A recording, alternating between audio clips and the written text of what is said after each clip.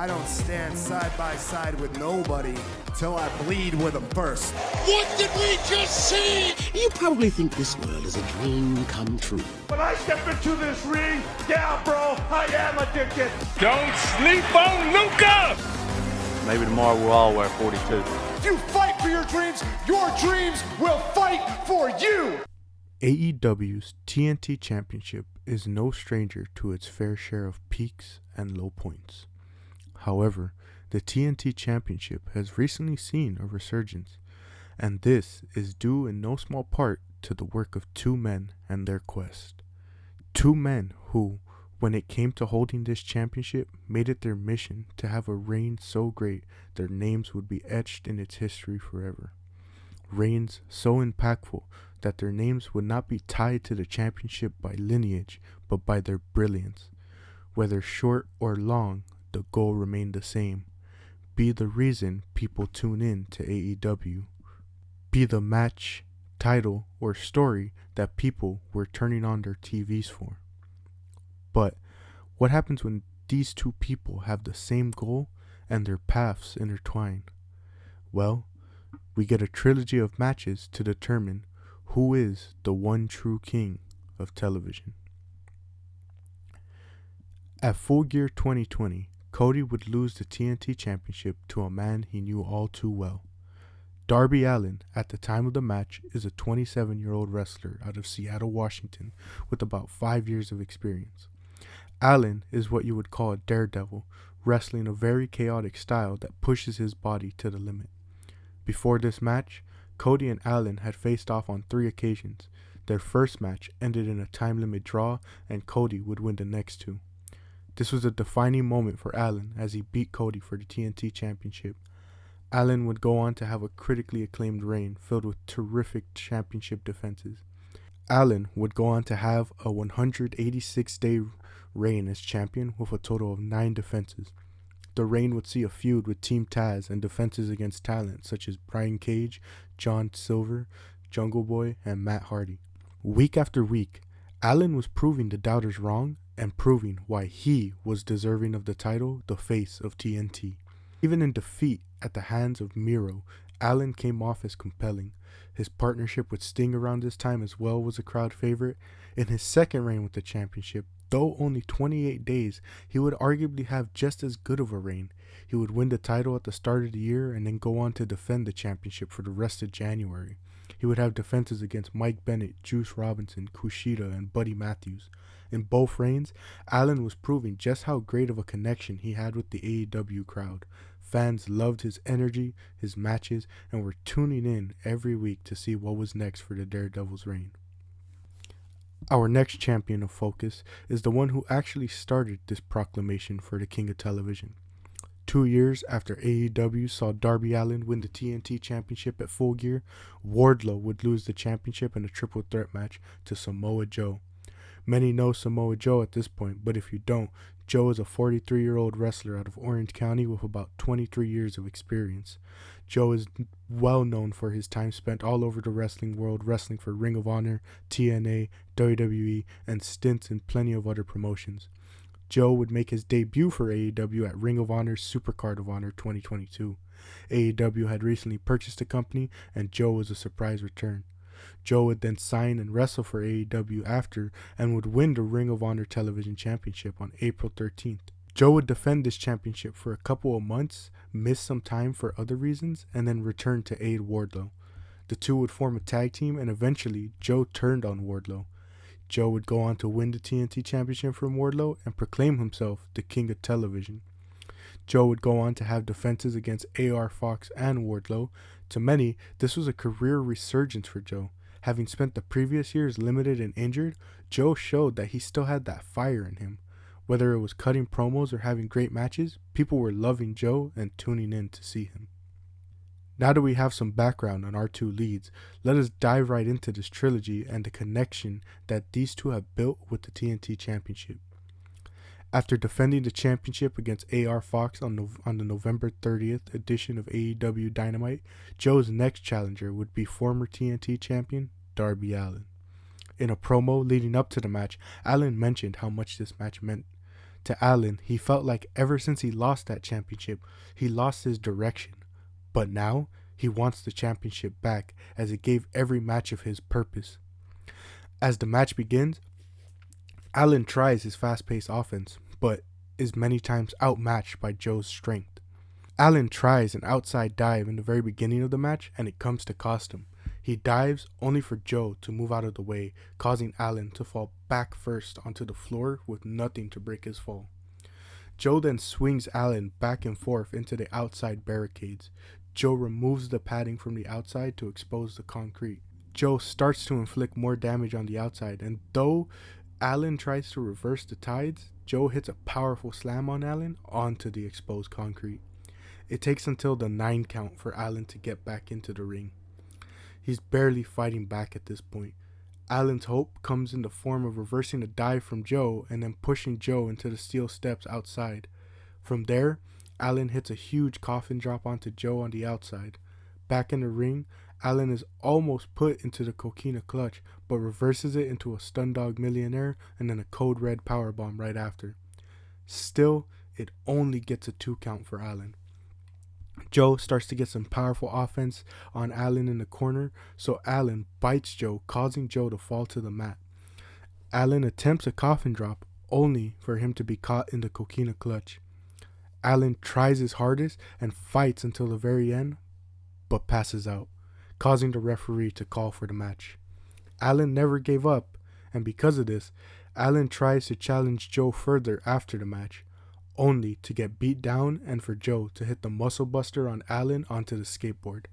This isn't enough for Joe though, as he puts Allin in a choke once more, causing him to pass out. Our second match takes place about a month later.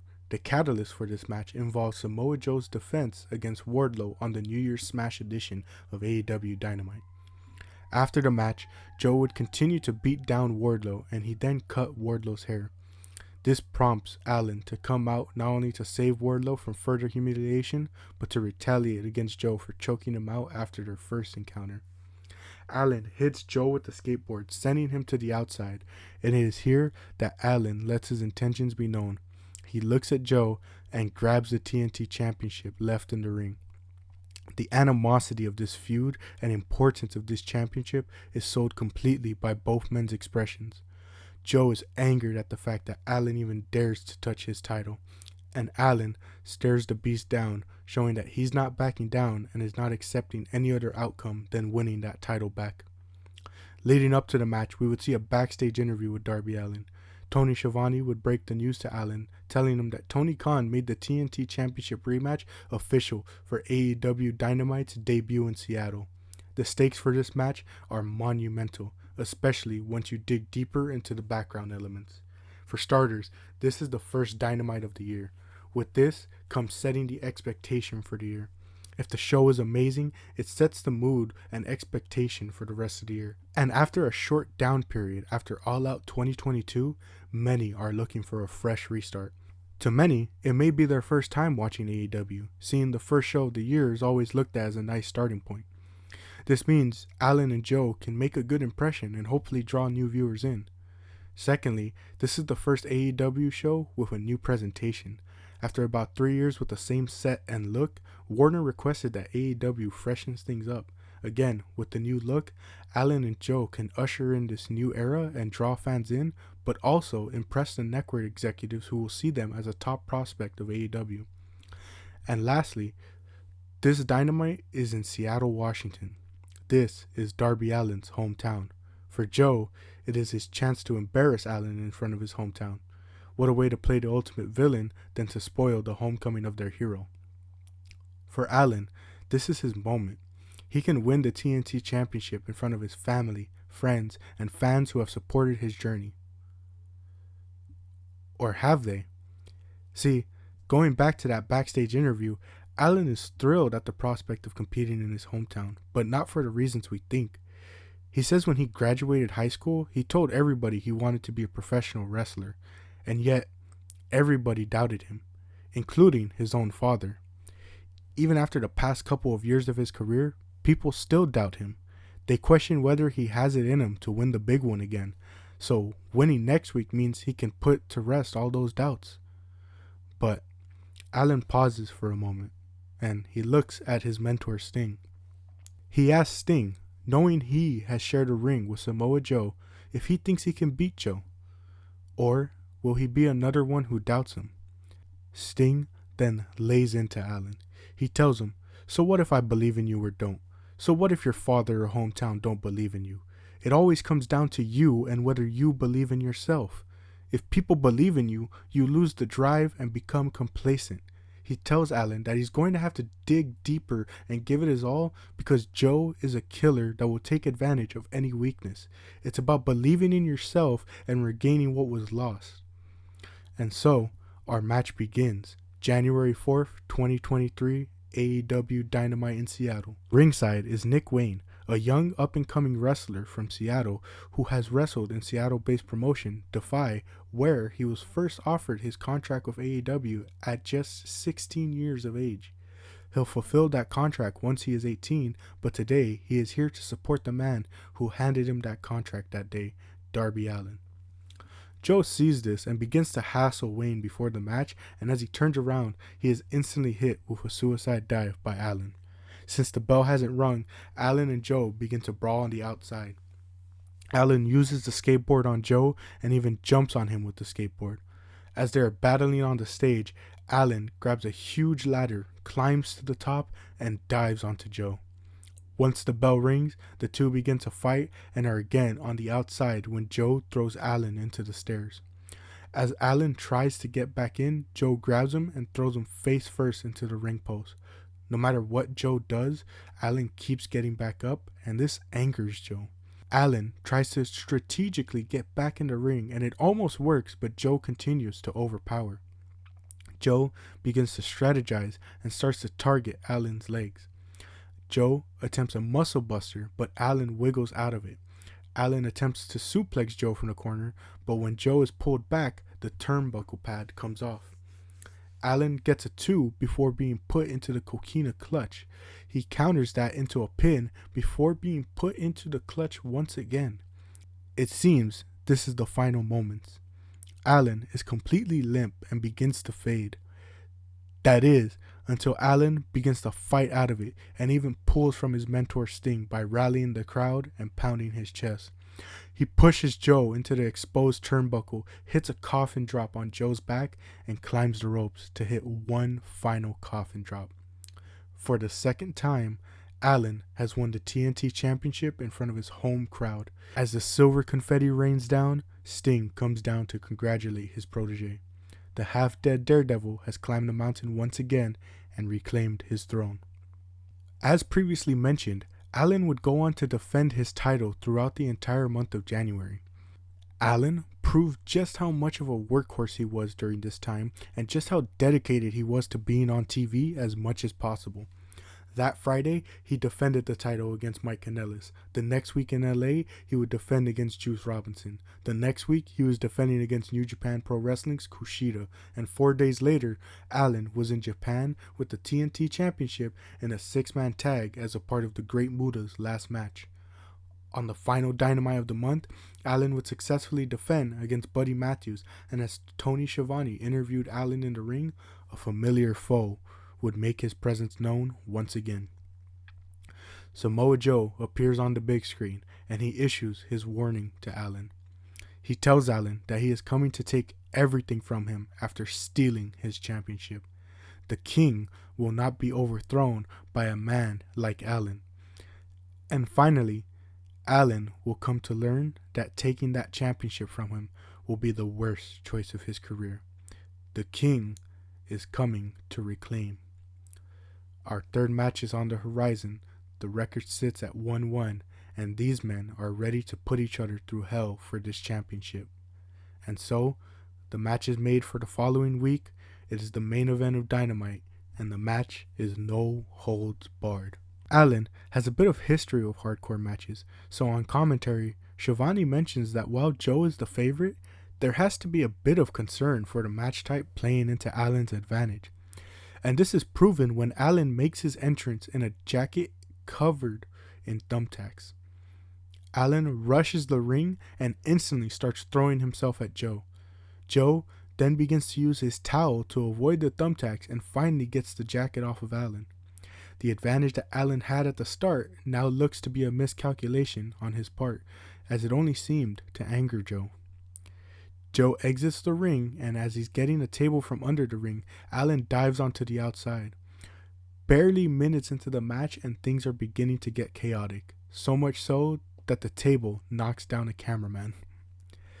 Allin removes the steel steps, and again it comes to bite Allin as Joe throws him into the steps, and it causes Allin to flip back first onto the barricade and then into the crowd. Joe is already busted open at this point, and the two men begin to fight in the crowd.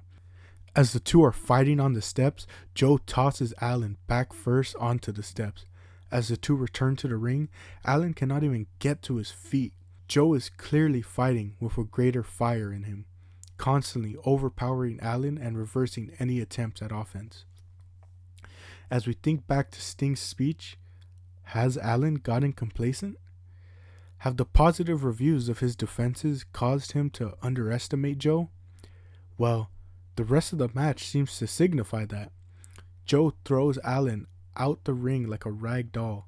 He then backdrops Allin onto the top of two chairs. Allin writhes in pain, but it allows him to see his opening. Joe picks him up for a power bomb onto the chairs, and Allin nails him in the eye with powder. As Joe is stunned, Allin reverses it into a code red power bomb. 1, 2, but not enough.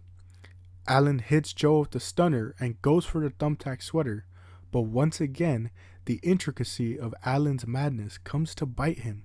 The sweater was turned inside out, and the tacks are preventing Allin from completely putting the sweater on. Allin goes for the coffin drop, but the amount of time wasted and the sweater not landing its full effect allows for Joe to kick out at 2. And it is here that we see Allin's emotions and madness get the best of him. He looks under the ring and emerges with a blade. He begins to cut the ropes that tie the ring apron down. However, with the amount of ropes, this takes Allin a while, as some cut easily while others require more force and time. After this, he removes the mat padding underneath and exposes the wood of the ring. Allin spots Joe getting up on the opposite ringside and goes for a dive, only for Joe to move out the way as Allin goes crashing through a table. As the camera faces Joe, it is revealed that all the blood and powder is gone. All that time Allin wasted opened the door for Joe to wash it all away. He gets Allin back in the ring and power bombs him onto the thumbtack sweater. Joe then begins to rub the sweater in Allin's face, prompting Allin to stick his fingers in Joe's eyes. An all-out war is upon us. Allin starts swinging the chair at Joe, and the sweater is stuck to it, meaning Joe gets both the steel and thumbtacks on his back. Allin begins to make his climb for one final coffin drop. But in this war for supremacy, Allin has forgotten his biggest disadvantage going against Joe. It was never size or power. In a match like this, Allin brought all the hardware he could to counteract that disadvantage. But there was nothing Allin could have brought to equalize the gap in experience. The only way to explain this is to just examine that final sequence. Allin climbs to the top, but Joe, much like throughout the match, knows how to stop Allin's momentum. He calls for the ref, signaling he is hurt. The ref is now in the way of Allin, preventing the coffin drop. Before Allin could even think of an alternate plan, Joe shoves the ref into the ropes, causing Allin to fall groin first into the ropes. Joe then ascends those ropes, gets Allin on his shoulders, and hits a muscle buster from the second rope onto the exposed wood. 1, 2, 3. The King has reclaimed his championship. Allin may have brought his whole arsenal, but Joe's experience and intelligence far outweighs any size of offense. For a king is not defined by the size of their army, but by their ability to do whatever is necessary to remain exalted on their throne.